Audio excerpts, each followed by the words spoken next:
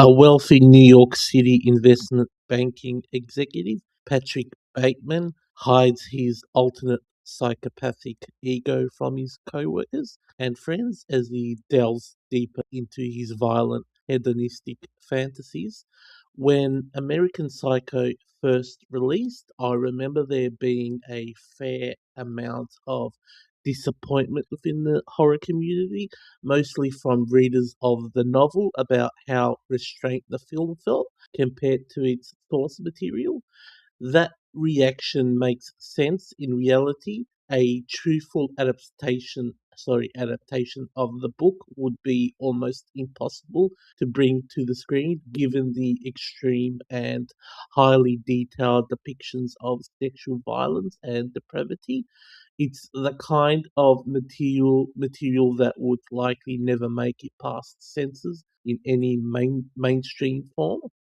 That said, while the film isn't a direct or fully faithful adaptation, it does succeed where it matters, most capturing the essence of Patrick Bateman's character. The film nails his narcissism, detachment, and obsession with status and image. It also stays true to the themes about consumerism, identity, and moral emptiness, wrapped in that glossy, superficial 1980s aesthetic. The world feels artificial and hollow in exactly the way it should. The standout here is Christian Bale's character. His portrayal of Bateman is magnetic, equal parts chilling and darkly comedic. He completely owns the role, delivering a performance that's both exaggerated and disturbingly believable.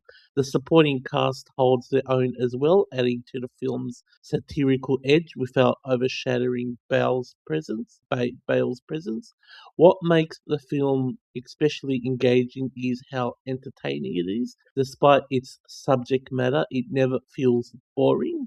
There's a sharpness to the dialogue and a biting sense of humor that keeps things moving even when the story leaps into ambiguity. That said, the film does feel like it pulls its punches at times with all its strengths. It could have gone a bit harder with the violence and the darker tone, not necessarily for shock value, but to give the story a darker edge that better balances its often light, almost playful tone. As it stands, there's a slight mismatch between the brutality implied and what's actually shown on the screen. Overall, American Psycho is a stylish, clever, and highly entertaining film that captures the spirit of the 80s. Not necessarily the book, but it does capture like the setting of the book very well. If not the full extremity of its source, it's anchored by a standout lead performance and sharp themes which focus on the mainly on Christian Bale's character. Even if it stops just short of reaching its full dark potential, it's still a really good movie. And even if you're a fan of the book and you haven't seen this movie yet, give it a go because it's the film's so well done.